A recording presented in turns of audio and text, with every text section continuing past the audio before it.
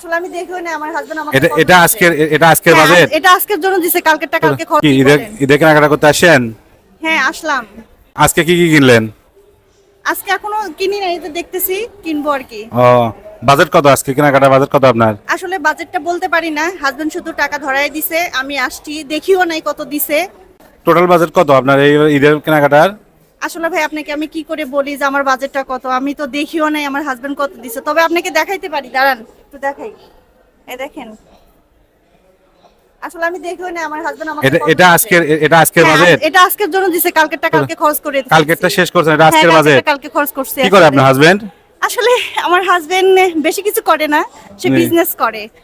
ব্যবসা করে? হ্যাঁ হ্যাঁ হ্যাঁ, ও ব্যবসা আচ্ছা করে। আচ্ছা, মাশাআল্লাহ মাশাআল্লাহ। আসলে তো আপনার ব্যবসা করে, তো এই জন্য আনলিমিটেড টাকা দিছে, বলছে যে যাও তুমি তোমার মন মতো কেনাকাটা করো। আসলে আপনার হাজবেন্ডের জন্য কি কি কিনলেন যে আপনাকে এত টাকা বাজেট দিয়ে দিল?